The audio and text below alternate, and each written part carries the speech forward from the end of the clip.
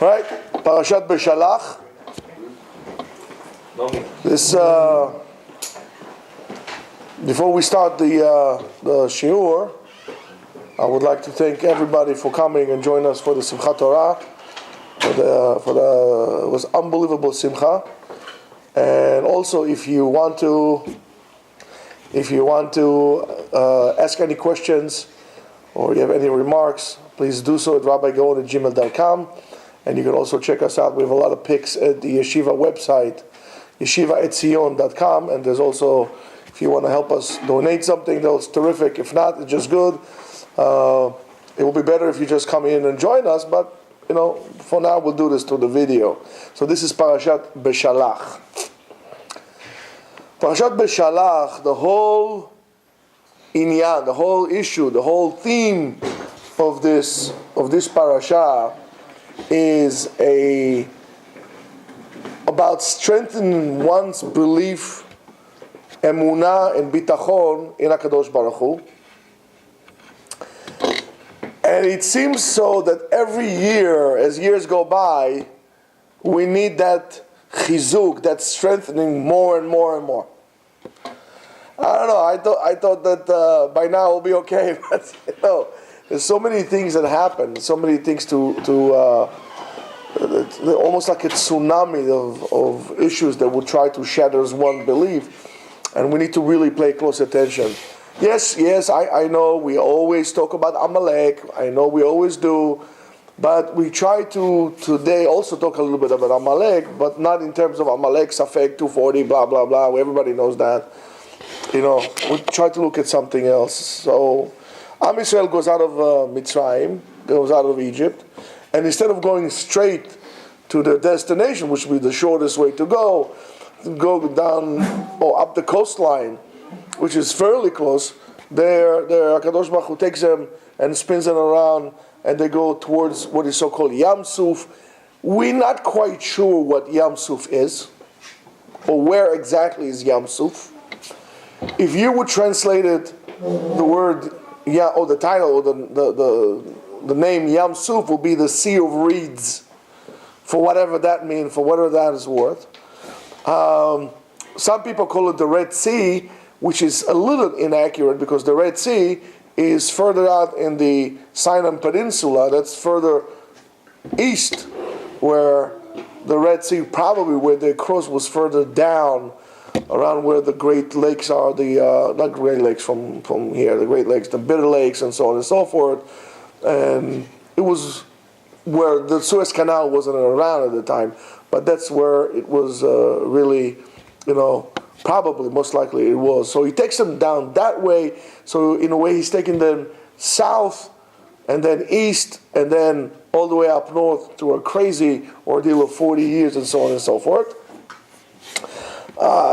The regular stories, Am Yisrael walks with the pillar of fire and the pillar of smoke and so on. And the seventh day of their journey, they are going, they're reaching the seashore, the sea line, and they rest there, and they look around, and they see Paro's chariots. Of course, we need to notice that the Egyptians were the first one to actually introduce armed vehicles.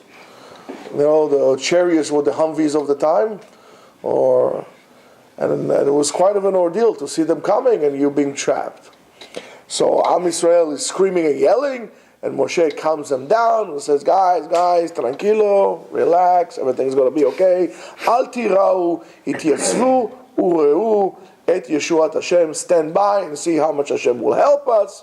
Asher yaseh lachem hayom, which will do to you today. Ki asher reitem et Mitzrayim hayom, lo tosifu lirato od. Yeah.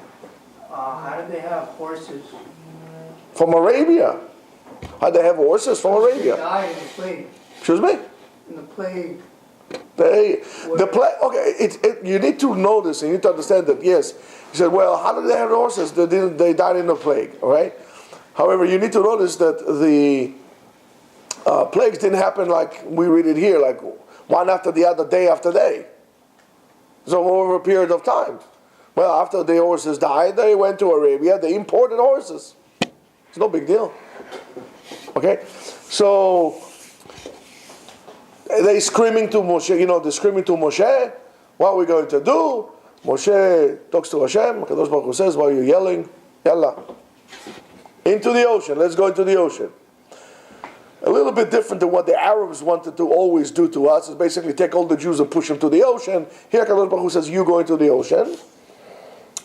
And he says, put your staff over the ocean and it would split. And the ocean splits into two. And not only it split into two, the Midrash tells us that it split into two and then into 12, which each tribe went into his own alley inside the ocean. Of a famous story. I don't need to say it again, but just to mention, Paro comes in, tries to walk, water closet, and Am Yisrael sings Shirat Hayam. Miriam takes the drum, and she's banging and she's drumming and with the people. Simcha Gdola. Right after that, Torah tells us as Amalek comes to attack Israel, which happened almost immediately after they crossed Yam Suf. And yes, even though the Bnei Israel were hovered by the clouds of glory, which covered them, and nobody could touch them when they were inside. However, Amalek was trailing them in the back. Whoever was out of the cloud immediately was killed. It says also, another Midrash says, that Amalek used to call people by their name. Apparently they knew him or something. Hey, Bachor, hey. And he used to say, yeah, it's me. Comes out, shah, kills him. And as it says the source for that is in Psikta Rabbati, and it says the following: Hayu horgim otam, they used to kill them. Ve'achar shayu horgim otam, and after they killed them, hayu meta'ateim begufan, they used to play with the bodies. Mechatchin evareim uvezorkim otam lamarom, and they used to throw it up to Shamayim, in a way like against Hashem.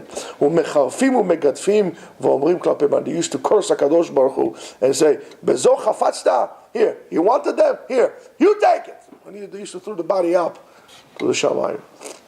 Now you might understand also why HaKadosh Baruch Hu is so tough with us in order to erase the memory of Amalek.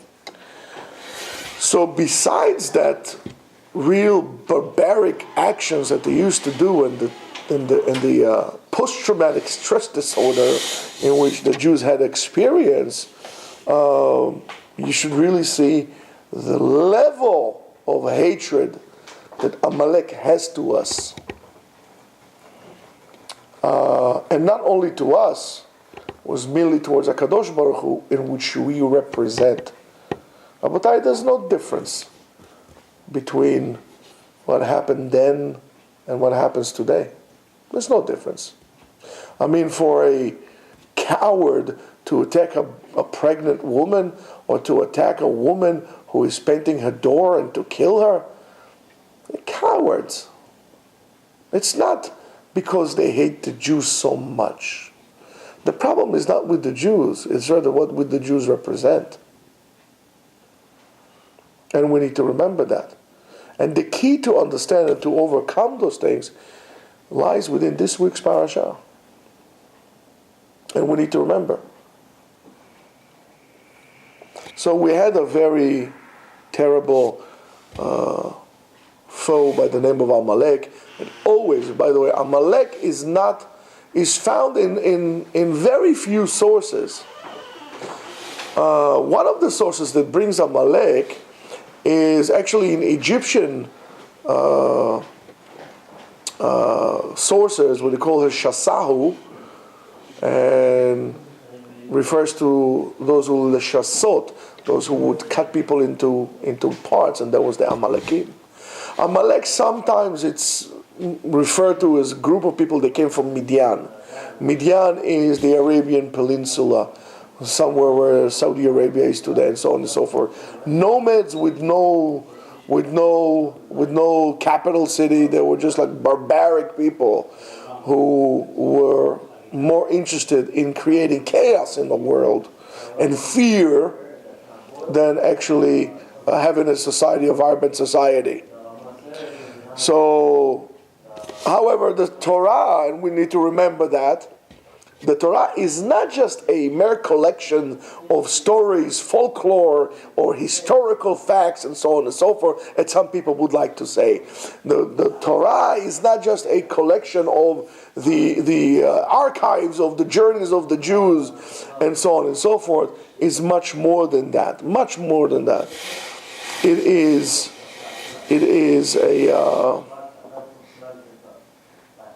a index for things that happen, that struggles that happen, both internally and externally.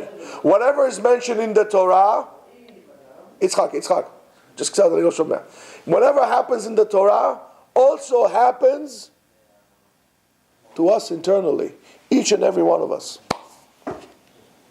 Yes, you can learn on Klal Israel, on the history of Am Israel, how do we interact as a nation, and so on and so forth. However, it is more to indicate also for things that happen to us inside, the struggles, the fights that we experience inside. So therefore, in this case, we really need to try to look inside and to understand how the Amalek is working. Comes the Kabbalah and teaches us that Amalek is the root, the shoresh, of that klipa, that husk, that's called sitra achara, the other side. That part that is the opposite of Am Israel, the exact opposite of Am Israel. What do I mean? When Am Israel is in a high spiritual level, the sitra achara is right there alongside with it, head to toe, the same thing. You know what it reminds me? It reminds me as Mr. Smith and Mr.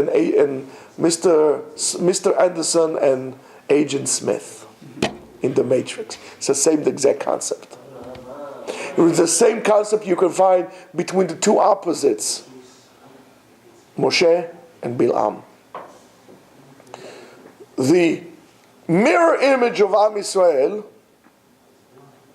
on the other side, the Sitra Achara, is Amalek. If you want to know what a Jew is, really a Jew, look at this. If הם מזרעו של אברהם, if הם רחמנים, right? If they're merciful, אוהבי חסד, and so on and so forth, for sure it's מזרעו של אברהם. אם זה some kind of like a wicked guy, אין לו רחמנות, he's probably מערב רב. The opposite of that is Amalek. That klipa of Amalek exists today not only in Amalek, it mixed in many nations. Some of the Ishmaelim became Amalekim also inside of them. Medina, Midian, and so on and so forth. Look at always, if you have a Jewish community, Jewish neighborhood, right next to it, immediately you're going to have Arabs. So you have Borough Park, and then you have the blind chick, Omar blow up the World Trade Center #1. Always like that. Anywhere.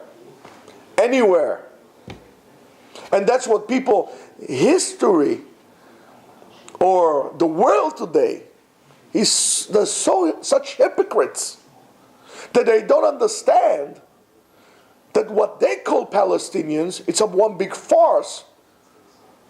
Because they came in, because the Jews came in. Because until the Jews were there was nobody there. Yeah. I heard they come in because... You heard wrong.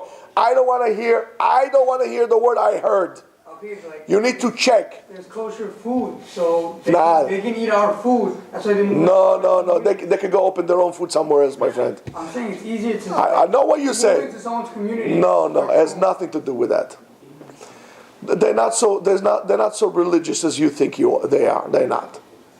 Absolutely not. It's not convenient. Yeah. They drink camel milk. Nothing good comes out with camel milk. Let me tell you. Kosher food. Nice try. You don't understand things. You look at things from this level. It is much deeper than that. It's much deeper than that.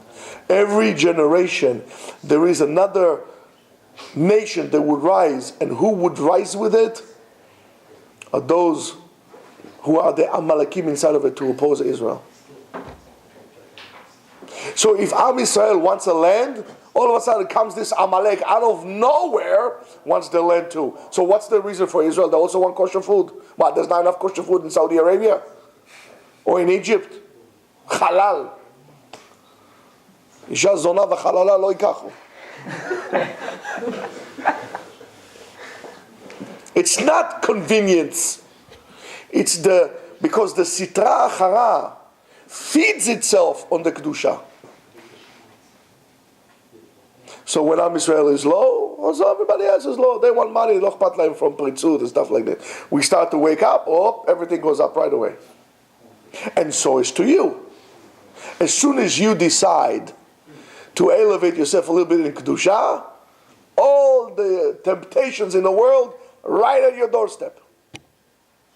If before you had to chase it, right on your doorstep, together with the daily snooze over there, or the Washington Compost, you gotta have it right there. Or the New York Slimes, yes. What do you mean by that? When the Jews are high? You need to create balance in the world. Okay. So you can't have the world, we're not ready yet for a world that is all good. We're not ready for it. So in order to have balance, to have a free choice, I need to make the game fair, right? So if the Jews are high, I need to make it fair so you have a free choice. Otherwise, there's no free choice. Could you make an example for something like that today? Yeah, I just told you. If you decide to make yourself more religious and more observant, things that you were out of your reach today in terms of temptation, all of a sudden will be at your doorstep.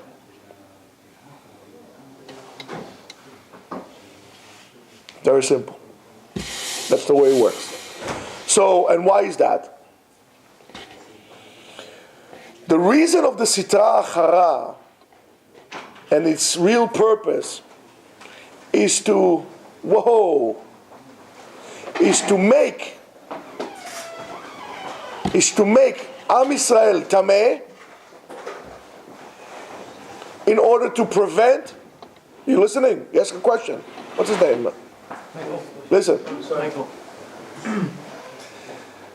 There's nice cookies, by the way. You can have it. The reason is to prevent Am Yisrael to reach the level of the Tikkun Gamur. Am Yisrael is like the Neshama. Your Neshama does not want to stay in your body. Your Neshama always wants to leave the body. So we need to tempt the Neshama to stay in. We give it good food, we give it pleasures, we give it, and so on and so forth. Right? You don't have to keep the Neshama like that to tempt it. You just need to learn Torah, it's all good. You lose weight, it's much cheaper, right? It's convenient, no problem for kosher. However, since the Neshama wants to so-called return to its source, so Am Yisrael wants to return to their Father in Shamayim to finish the tikkun, to finish the job. Yetzirah doesn't want that because there will be the end of it. The other side, there will be the end of it. We finished fixing. So, what does that mean? Restricting the spread of the good, of the light of the good into the world. Won't be surprised today if ISIS or the Palestinians, for that matter, would assume the role of Amalek in our time. If at that time was Germany, today it will be them. And that is to prevent the good from spreading, to inflicting real change in the world. And that will be to you as well. And that's why I said to you, when you decide to keep kosher, all of a sudden the best non-kosher food in the world at your disposal, free of charge. And you say, "Why? I just did it." You want to sit down and learn Torah? All of a sudden somebody calls you, Bechavot, let's go have some fun. You want to be Shomer Negiah? You know what happens right after that, right? Now, We need to remember that the word tameh also represents the word atum, which means sealed, opaque, inability to let the light out. So when a person is tameh, he's incapable of letting the light inside of him come out. And that needs to be changed. That's what the Yetzer Hara wants. That's what the Sitracha wants, to close you in all the time, to keep you in the stage of, and that's, by the way, why we don't eat certain types of food, because certain types of food help you become tameh or atum. They will close you spiritually. That's why keeping kosher is a spiritual diet. As much as if you will practice for the marathon or for, I don't know, fighting Ronda Rousey, right? You have to go on a special diet. So here, you want to be spiritual, that's the diet you have to eat. And says the Sefer Netivot Shalom, something that is a tremendous limud for us, and he says the following: Benogea lechol Yehudi befratut, especially for every particular Jew, bezmanim hagvoim shelo, at the peak, when he's high, when he's on the upper cycle, we are like bipolar. You know, one time we're up cycle, then we're in a downward cycle. We are spiritually bipolar. So when he elevates himself and accepts upon himself to change his way and to do good things and to start to grow, as mitgaberet alav klipat Amalek, then the klipa that is called Amalek comes upon you and prevents you from reaching the complete tikkun in which you need to reach within your life, to reach this level of spiritual enlightenment, to reach this level in which you would do what you need to do and you are okay now. You are on the way, on the derech, you are on the path.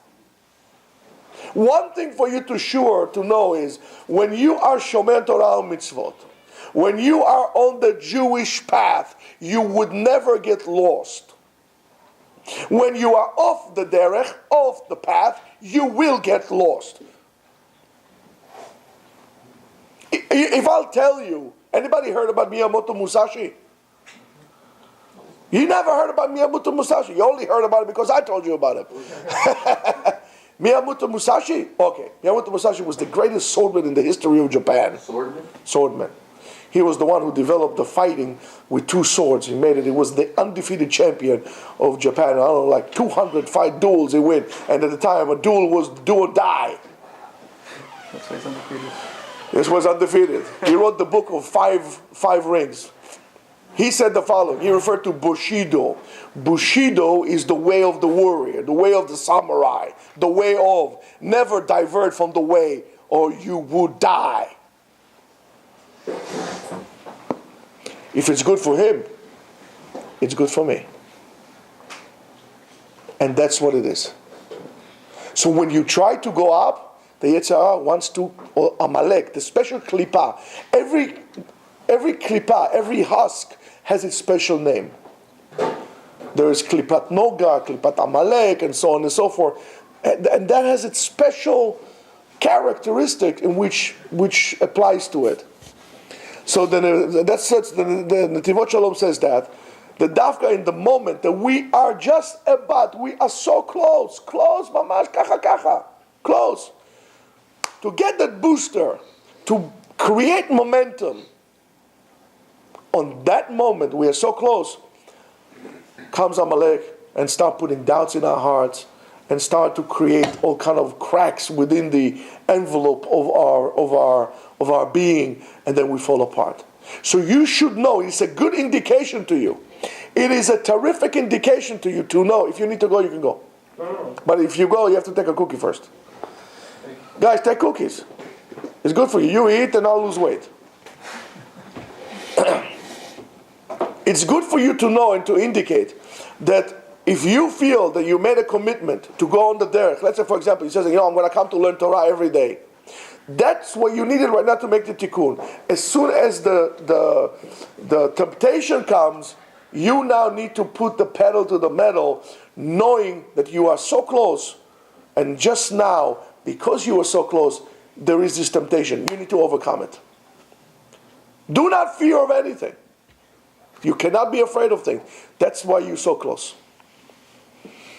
And it says, And it says that it would seem a little bit cruel if this is how HaKadosh Baruch Hu created the world. It's a little cruel. It's like a teaser. I'm almost there. I'm almost becoming a good boy. And now you're putting this in place to test me. It says that our neshamot chose to work hard in this world in order to remove from ourselves what we call lechem habizayon, from the divine abundance. What does it mean? The disgraceful things that we do with HaKadosh Baruch Hu's grace and kindness. HaKadosh Baruch Hu gives us a lot of good things. HaKadosh Baruch Hu gives us everything that is good. Do we really do good with it? HaKadosh Baruch Hu gave you money. How many averot you actually did with your money? You actually paid. Think about it, it's crazy. You paid to do an averah. You paid to do an averah. You told me about this movie. Who told me about this movie? You guys told me about this movie, whatever the name of the movie is. I can't even remember that. But let's say this crazy movie that it's like very inappropriate. Well, you go to a movie, you pay a ticket. I don't know, how much is a ticket in a movie? $15. Huh? $15? Like $25. $25? I'm already thinking, what sefer can I buy with $25, you know? I can buy a kitchen knife, it will be more good than that. But think about it. You paid, let's say $15 for a movie theater. You just paid $15 out of, quote unquote, your hard-earned cash given to you by the one and only HaKadosh Baruch Hu. He gave it to you to do mitzvah, you do avarah with it. Really? What's wrong with us? The same thing when we go to weddings. Right? You go to a wedding, you give a gift. Well, why won't you say, and I'm going to tell you this, why won't you say, listen, it's inappropriate. I'll come in, I'll give you the gift, I'll go home. But I don't want to be a part of such an ordeal of inappropriate exposure, if you know what I mean. I've been weaned many years ago. I don't have a tendency to see others. And I have to pay for this with my money to do an avarah? What's wrong with me? Think about it. And then we need to say something, and I'll tell you why. You have to say things. So that's why exactly before we overflow, you see, our cup is empty. And slowly, when we choose, we open the tap, and the water, the abundance start to flow in. So right before it start to overflow, and then to fill up another cup underneath it, right before it's able to give, it start to fall. It start to decline. Comes this Amalek and drives us crazy. Right before we're about to truly connect with HaKadosh Baruch Hu, you made the decision, I'm going to come to learn every day. Until you made that decision, you home every day, 6 o'clock, kick your feet, free, no telephone calls, you look at the phone all day long, all night long, you go like this, telephone, you look, nothing comes on your phone. As soon as you says, okay, there's nothing for me to do, you know what, I might as well go to Yeshiva. I'll sit down and learn a Gemara, I'll learn some halacha, I'll do something.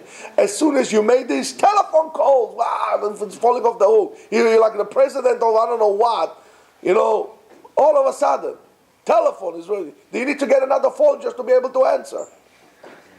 You know that right now, that was the moment that you say, you know what, it's the phone, I'm throwing it out, taking another one, I'm going to Yeshiva. That's where you're about to overflow. And that's what we need to remember. Says the Zohar to us, a very deep thing in a very deep concept in the spiritual work that we have to do. When it says lepetach chatat rovetz, on the pasuk in Bereshit, he says eichan shepotchim layetzer hara petach. Anytime you open opening to the yetzer hara, that's where it's going to enter. So in Refidim, Ham Israel herpu. They became a little loose, right? From this learning Torah, from doing what they were doing. Therefore, what happened? Tach, Amalek came. That the doubt, what we call Safek Be'emunah. The Safek Be'emunah, not that Amalek is the Safek. Through the Safek, Amalek comes. Amalek, the Safek is a wedge that allows Amalek to come in and destroy us from within. And that's something what we need to understand. If we are complete in our emunah, no one can harm us, no one can touch us. We already said before, Mishum Avodah Kasha, there are too many questions. Not because they wanted to hear the answers. They had questions because they didn't want to do. Questions are good. If you want to hear the answers, if you're truly looking. But the question is just to ask questions, to find an excuse why you don't have to do. That's why Kadosh Baruch Hu is not going to listen to you. And you're not going to be able to hear him. So the Zohar says that they weren't fools. And they didn't live completely emunah. But within this framework of emunah, they created peru, the separation. And it's very possible that the word refidim is also milshon peirud, separation. When we say leyached shem yudke bevavke, they created a separation in the entity of Am Yisrael and emunah in HaKadosh Baruch Hu. They put in. Somebody told me, he said they went to a place, I want to say where. They saw a very bizarre thing. The whole community says when they light the candles, they have to put 18 cents. Why 18 cents? If you light 18, you give 18 cents when you light the candles. This is a big schut for you. Omens, shmomens, what are we, pagans? And let me tell you, why 18 cents? Put in $18. Put Eser Pa'amim Chai, put, $180. Why 18 cents? Where'd you come up with 18 cents? You think the 18 cents helps you?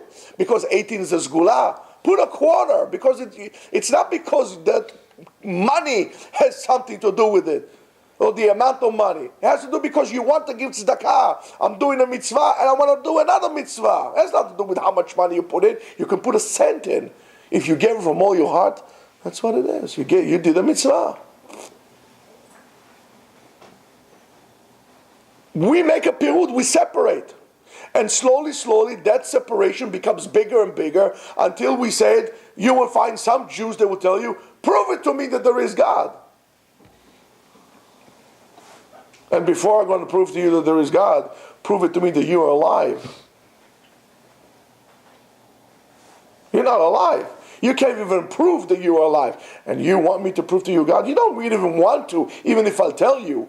Even if I'll sit there and prove it to you. You're not interested in saying where is God and who is God. You're not interested in that. You're just interested in asking questions. You don't want to hear anything. Call the tarid liflot lo baliyah.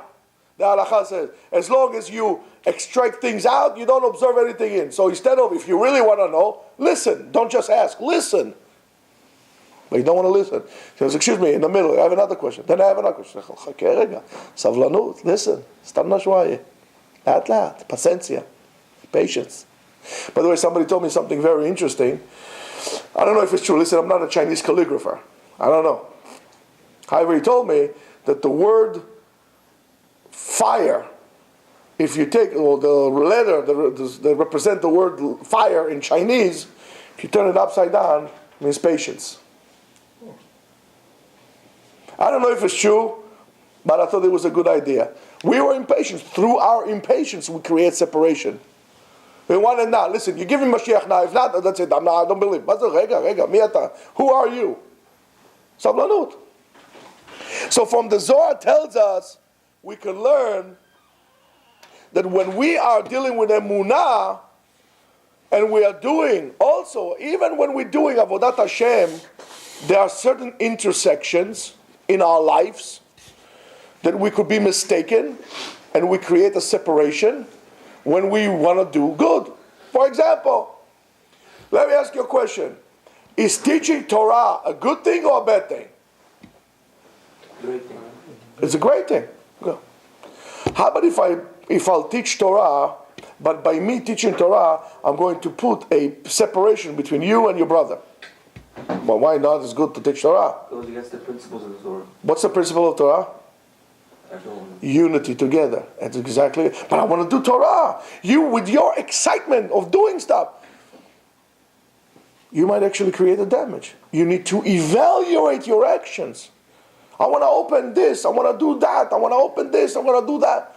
Wait a minute. But are your actions, is there a byproduct of your so-called holy actions?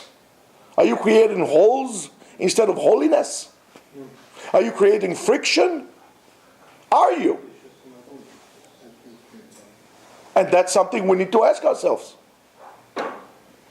I, for example, from day one, said I would not be participating in pursuing, taking guys from yeshivot that are already learning. You're learning there, you're learning there. I'm not taking you, I'm not telling you, oh, you learned that, leave them alone, they're not good, come to me. Because if I'll do that, I'll better off close the place, I'll sit home, I'll grow cucumbers and or radishes in my backyard, be better off than Chas v'Shalom to do something like this. Yes, even in the Holy of Holies, in Torah, spreading Torah, one needs to be careful not to bring Amalek inside, not to create separation, not to put the wedge that would rip us apart. And I've seen it.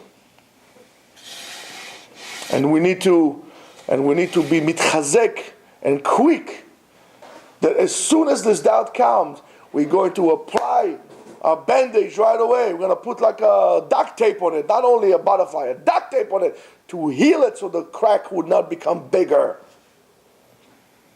And that's our job in our days today. That's what we need to do in our days today. We need to stand guard, even in the Holy of Holies, to make sure that nobody puts separation ben ish leishto, between a man and a husband and a wife, between a brother and a brother, between a father and a son, and so on and so forth, between a rabbi and his congregation. It is our job to do that. You don't tell me, kinat sofrim tarbe chokhmah. This is not kinat sofrim. This is kinat Amalek. Because you should check your results. It's not the action itself. It's not the action itself. It's the intent behind it. And that's what counts.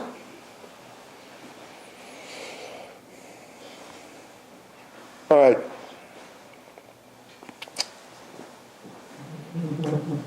We have 10 more minutes? Is it okay with you, or you sure? If not, tell me. Okay. All right, so I'm skipping some parts. I just want to tell you something because they want to daven our read. We crossed Yam Suf, what we call Yam Suf. Yam Suf also represents the milah Sof, the end, the finish, finale.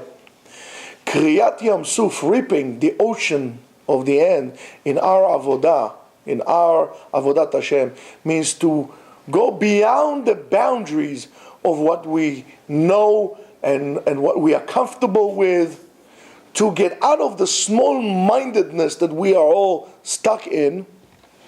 And if there is a midah inside of me that I need to fix, I should not say, well, that's the way I am. There's nothing to do. We need to go ahead and fix it. This is my nature. That's not acceptable. You can change it. You need to create the miracle of Yam Suf. It's mamash a miracle to change the nature, what seems to be natural, because a miracle is outside of the natural, to change what seems natural to you, to be able to change it, to likroa, to rip it. And then you transform yourself. And sometimes, there will be times, and that's why you can't operate with a dogma. Judaism is not a dogma. When you're dealing with people, all of you guys who Bezat Hashem will be rabbis, and those of you who are not, you have to understand that when you deal with people, you cannot deal with a dogma. Every person, every question, is an olam, is a world by itself. So for one person you'll say this, and the other person you'll say that, not because you're flip-flopping or trying to appease, but rather because you're dealing with individuals. We call echad ve'echad olam bimlo, and your job is to be able to do that. So there are times that in which you don't have to be such a groise chacham, a big chacham. Let me see. There's the ocean here. Maybe I should go and take the temperature. Can you please call the coastal, wasn't it, Navy, Coast Guard to see where the flow of the water is? What's the temperature? Are there piranhas in the water? Is it? No. Sometimes you just gotta do what? Jump into the water. How many people want to go to Israel? Live. You want to live in Israel? You want to live in Israel? How many people want to live in Israel? And I can tell you, they're going to be 70 years old. In theory, I still want to go to Israel. So you want to go. So jump into the water and go. But not as a dogma. Everybody to himself. Sometimes, yes, you need to do so. Even though if it's scary, even though it's going to be a great change, sometimes you got to do it. What's his name? Smitty did it. Smitty. Smitty went to Israel. He jumped into the water. He moved from Freeport to West Hempstead. And I said, that's it. I'm going. Pick the stuff and he left. He jumped into the water. That's what you want to do. Sometimes you got to do it. And the parasha comes to teach us that sometimes salvation comes in this way. And the same thing also. When HaKadosh Baruch Hu wants to take a person from his own galut that he's within, he needs to bring him closer.